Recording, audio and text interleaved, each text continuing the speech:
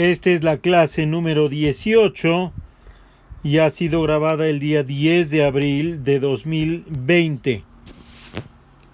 En esta clase vamos a seguir hablando sobre el campo magnético y vamos a utilizar la ley de Biot-Savart que encontramos la clase pasada para calcular el campo magnético que produce un anillo de corriente. Aquí en este cuadro rojo tenemos la expresión que encontramos la clase pasada para la ley de Biot-Savart. Y esta expresión es la que vamos a usar para calcular el campo magnético que produce un anillo circular de corriente. Aquí abajo vamos a ver si se pueden ver las dos al mismo tiempo. Sí, ahí se pueden ver las dos ecuaciones al mismo tiempo. Aquí abajo tenemos exactamente la misma ecuación que arriba, nada más que escrita de una manera ligeramente distinta. Fíjense cómo hemos intercambiado la DL y la I de lugar. Aquí las tenemos intercambiadas de lugar y eso se puede hacer porque el vector I está exactamente en la misma dirección que el vector DL. Entonces, básicamente lo que hemos dicho es que el vector I es igual a I, que es su magnitud, por el vector unitario en la dirección de DL. Y nosotros sabemos que el vector DL es igual a DL, que es su magnitud, por el vector unitario DL. Entonces, fíjense que lo único que hemos hecho es intercambiar. Le hemos quitado al vector I el vector unitario DL y lo hemos puesto aquí y hemos intercambiado los dos factores y hemos llegado a esta ecuación de acá. Usualmente esta ecuación de acá aparece más comúnmente que esta de acá, aunque bueno, es claro que las dos nos dan exactamente la misma ecuación. Para el problema que vamos a discutir en esta clase, vamos a utilizar esta ecuación de acá arriba, pero les digo que esta forma es la que aparece más frecuentemente en la literatura.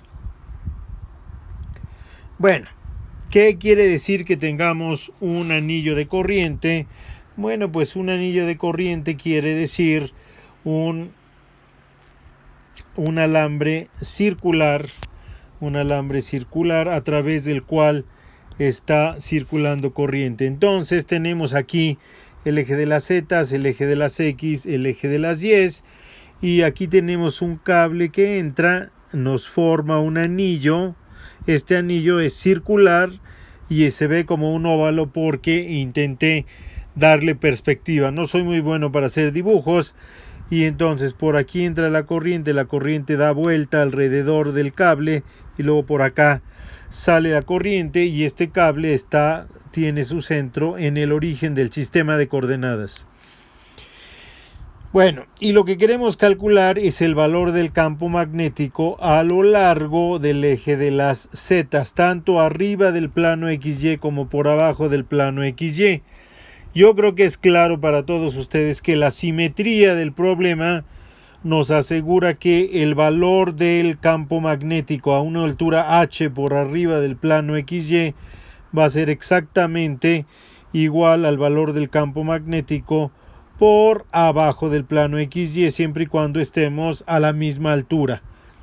Muy bien, entonces lo que vamos a hacer es, pues vamos a escribir un pequeño cilindrito, un pequeño elemento de corriente, y ese pequeño elemento de corriente pues ya sabemos que nos va a dar un poquito de campo magnético de acuerdo a la ecuación de Biot-Savart. Muy bien, el anillo está en el plano XY, eso ya lo habíamos dicho. Hay que calcular la magnitud y dirección del campo magnético sobre el eje de las Z utilizando la ecuación de Biot-Savart. Esta es la ecuación de Biot-Savart. Aquí la hemos escrito nuevamente, pero ya adaptada al problema que nosotros tenemos. Fíjense aquí, esto permanece tal cual en la segunda parte. Y luego hemos escrito el vector y de esta manera, donde R grande unitario, pues va a ser un vector que está sobre el plano de las X, el plano XY, y va a ser siempre en cualquier punto del círculo, va a ser perpendicular al vector radial. Por ejemplo, si tenemos aquí el vector radial, el vector R perpendicular, pues va a ser perpendicular al vector radial, y eso es lo que nos está denotando aquí el vector de corriente. Luego, cruz R gorro. R gorro es el vector unitario que nos da la posición del punto en el cual nosotros queremos calcular el campo magnético. El punto en el cual queremos calcular el campo magnético es este punto que está sobre el eje de las zetas, y el origen del sistema pues es el origen aquí. Entonces el vector unitario en la dirección de las zetas es el vector K. Y luego abajo tenemos la distancia entre el elemento de corriente y el punto en el cual queremos nosotros calcular el campo magnético. Pues eso aquí está, y es claramente la hipotenusa de este triángulo rectángulo, que se calcula como el cuadrado de la longitud de este lado más el cuadrado de la longitud de este lado, que va a ser igual al radio del círculo al cuadrado más la altura a la que está localizado el punto al cuadrado. Esto es lo que habíamos dicho anteriormente. La posición del punto en donde queremos calcular el campo magnético está dada por este vector que estoy indicando aquí. El vector R' pues es la posición del elemento de corriente que nosotros estamos utilizando, y la distancia entre el elemento de corriente y el punto en donde queremos calcular el campo magnético pues está dada por esta expresión de aquí, que sale directamente del teorema de Pitágoras. Y la corriente, el vector corriente, lo podemos expresar de esta manera, en donde ya dijimos que R gorro perpendicular pues es un vector que está sobre el plano XY y que siempre es perpendicular al vector R gorro. Muy bien, entonces esta flecha roja que está aquí nos indica que vamos a continuar esta ecuación acá abajo, en donde vamos a sustituir las cantidades que ya tenemos. Entonces, esta ecuación lo que nos va a dar es un poquito de campo magnético, que lo he escrito aquí con verde, porque de alguna manera hemos denotado el campo magnético a lo largo de estas clases con el color verde. Entonces, fíjense, nos queda este mismo término,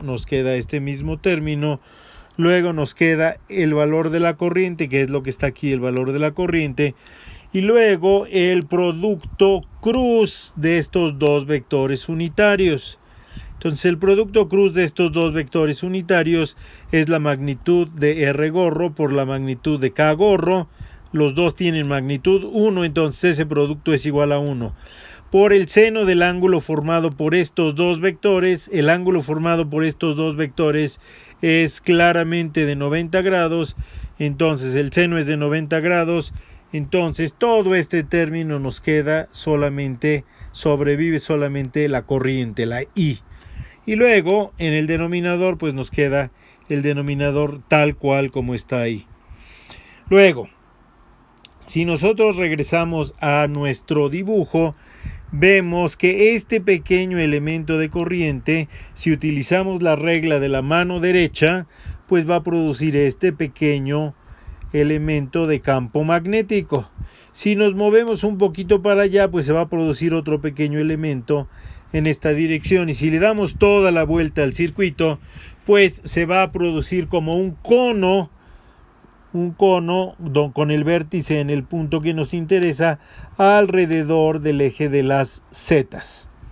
Entonces ustedes ven que todas las componentes del campo magnético que son paralelas al plano XY se van a cancelar. Las únicas que van a sobrevivir van a ser las proyecciones sobre el eje de las zetas, y para proyectar este campo magnético que está aquí Sobre el eje de las zetas lo que tenemos que hacer es multiplicar su magnitud por el coseno del ángulo teta, que es lo que vamos a hacer aquí abajo.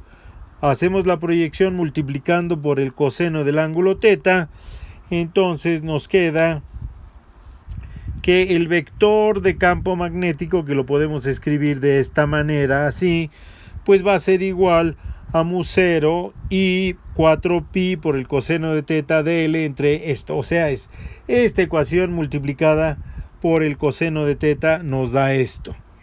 Luego, pues es fácil ver del dibujo que el coseno de teta, bueno, es fácil ver que el ángulo teta es este, lo definimos como este.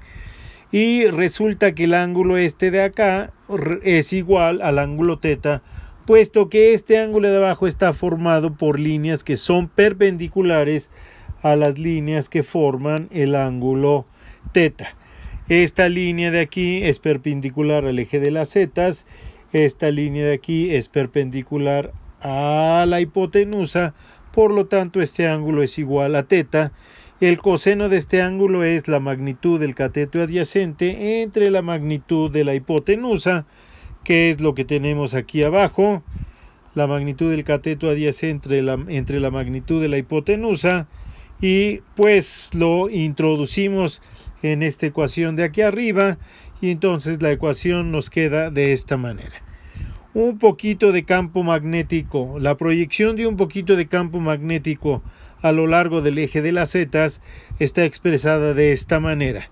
Si nosotros queremos encontrar el total del campo magnético, pues tenemos que integrar desde que el campo magnético es 0 hasta el valor total del campo, y tenemos que integrar esta expresión de aquí.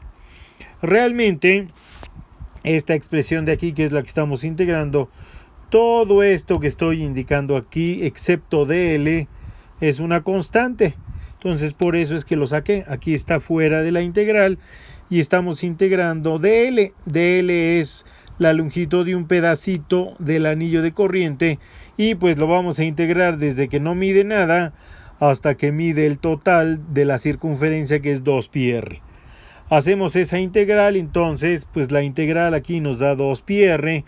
Hacemos las multiplicaciones apropiadas y entonces nos queda que el valor del campo magnético en un punto del eje de las zetas que está a una altura h sobre el plano XY está dado por esta expresión de aquí. Una de las cosas que luego es interesante es, vamos a ver cuánto vale el campo magnético en el origen, y para saber eso pues lo único que tenemos que hacer es sustituir la altura, poner que la altura es 0, y bueno, sustituyendo 0 en donde dice h al cuadrado, pues aquí este factor nos queda r cuadrado arriba, nos queda r cúbica abajo, entonces nos da este resultado que está aquí, es el valor del campo magnético en el centro del círculo. Y fíjense que aquí ya lo tenemos expresado como un vector. Si utilizamos la regla de la mano derecha, ese campo magnético en el centro va a apuntar hacia arriba. Vamos a ver, si utilizáramos nosotros la regla de la mano derecha para calcular el valor del campo magnético en un punto por debajo del plano XY, ¿qué resultaría?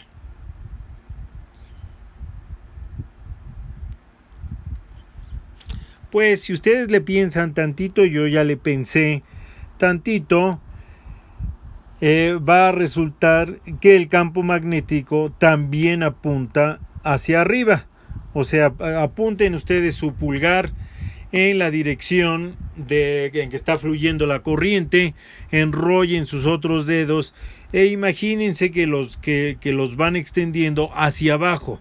Entonces, en el punto en donde va a cruzar el eje de las zetas, los dedos van a apuntar hacia arriba, y también se va a producir un cono parecido al cono que teníamos arriba. Entonces el campo magnético tanto arriba como por abajo va a apuntar en la dirección positiva del eje de las zetas. Entonces nos va a quedar que el campo magnético total a una altura más o menos h, pues va a estar dado por mu0 por I, todo esto dividido entre 2 por R cuadrada dividida entre R cuadrada R cuadrada dividida entre